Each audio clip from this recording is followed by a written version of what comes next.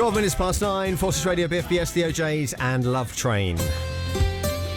Now, Ricky Valance started working life serving for the Royal Air Force, but became best known for the number one hit, Tell Laura I Love Her, which sold over 1 million copies in 1960. All these years later, Ricky is dedicating his last record to the RAF and is aiming to raise £1 million for the RAF Association and the Royal Air Force Museum in London. And I'm pleased to say Ricky joins us now. Good morning. Morning, Ricky. Good morning to you both.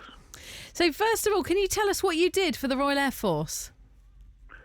Yes, I was attached to Technical Control and Coastal Command.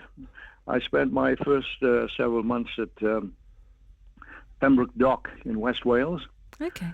And then I was posted to Malta.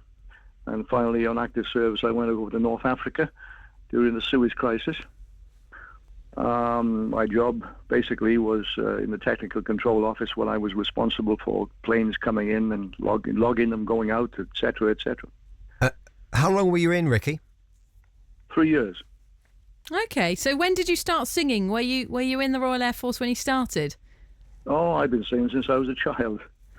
Amazing. It was a voice that, I was given by the good Lord, and I've been singing. That's all I ever wanted to do, was become a professional singer. And why are you dedicating your last recording, your last performance to the RAF? Well, it seemed a good thing to do at the time. No, I'm only joking.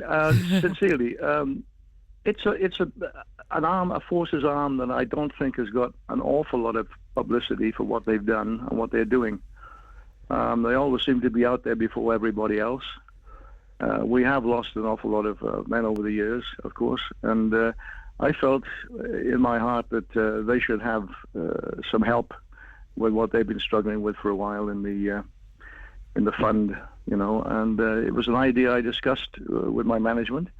They thought it was a great idea, and Bob's your uncle, that was it. Fantastic. So it was quite a while ago that you did the big hit Tell Laura I Love Her. I always get an opportunity to straighten people out, because they're not quite sure about. I mean, I've had hits all over the world. Never tie me down to one with Tell Laura, because I've had hits, and I was even in the charts in Nashville. Wow. In 201. So, it's been, Tell Laura was 1 million, but that was only in the UK. I see. Okay. And out through the world now, it's been over 20 million now around the world. Wow, that's amazing. Yeah. Okay, so we shouldn't just hang on to that one hit. You had quite a few by the sound of it. Yes, I did, yeah. Scandinavia, Austria, follow-up to Tell Laura called Movin Away was number 1 in Austria. Jimmy's Girl was number 1 in Scandinavia. And I saw, and on. Ricky, I saw that video, the video you've made. Was it weird making a pop video in your 80s? Well, it was a bit scary. I got to be honest about it. I was, because I've been away from it now for the last year, having my heart attack 2 years ago. And it took a lot of confidence and desire, I think, to go out there and push myself to the limit. Yeah, it was a little scary, and when I got into it, I felt pretty good about it. But being away from it for so long was a bit difficult. Very brave. Yeah, amazing voice. Your voice is still amazing, and you can tell that on the video. Just tell us about the song, will you, Ricky? Yes, it was first recorded by a group called Peters and Lee, a man and wife, in the 70s. And it had been on my mind about recording it for quite a time. And I had virtually had a chance to listen to the original copy of it. And I felt there was something there that I could do to put my own stamp, my own mark on it, because it's such a beautiful song. It's a French song, incidentally. And so I passed it on to my management. We got together with an arranger, and there you are. I enjoyed very much doing it.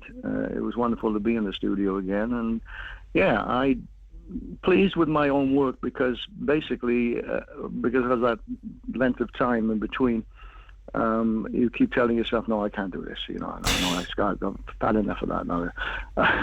So you're fighting your own demons as well. Yeah, of course. I must say that I was extremely satisfied with my performance on there, and obviously so is everybody else, which is nice. We hope it's going to really move. Fantastic. Now, you're trying to raise £1 million for the RAF and the RAF Association and the Royal Air Force Museum. Are you going to be doing any gigs or anything? Well, that's something that the management have put out now and said I'm available for, but I'm going to be doing them very sparsely because, as I say, I did actually, it was a big operation. I mean, I was sitting on the porch waiting to come home here to do some shows, and I had a heart attack. Go. And it just came on me, and they nearly lost me. Wow. Basically. I told my wife I didn't think they could save me, but they did, and I feel pretty good now. Stick to the rules.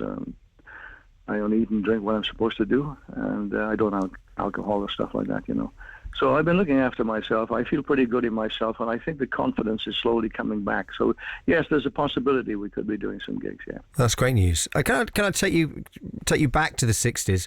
I always like asking people who are obviously very famous at a point in time. So back in 1960, obviously you're kind of ruling the charts and stuff. Who was the kind of craziest fan? What was your most nutter kind of fan experience back in the day? Oh, there were lots of stories about the fans. I mean, I can remember what comes to mind. We played the Highlands in Scotland, and the lads in the band had we all travelled together at that time, and they played a Parade of the Pops, which used to be introducing the new number ones. And I just sat there half asleep, and suddenly there was a big fanfare, and they announced that Ricky Valance was in at number one, and the boys nearly threw me out the wagon. It was an incredible feeling. And when we did the gigs in the schoolrooms of a lot of schools up there. They didn't have the proper dance halls up in the Highlands, and the girls and all that, especially. Having people like, there were girls there that would be grabbing you with your arms, pulling you off the stage, and then the bouncers would be pulling your legs.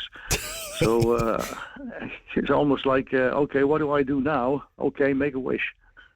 Oh, bless you. I bet you've got some fantastic stories to tell. Oh, yes, I am indeed. It's incredible. You need to write that. It's a hard business. It's hard business, and I think for me, being someone who was being born in the valleys in South Wales, and we have a very simple life, of which we still live like that, very down to earth. My wife is Welsh as well. So we've been married now coming up to 61 years. Wow, that's incredible, isn't it? So you didn't take advantage of all those offers on the stage by the sound of it.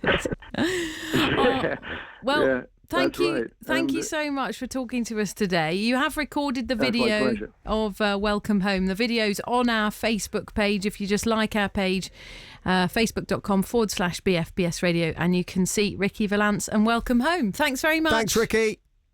Thank you both very much indeed. God bless you. And you.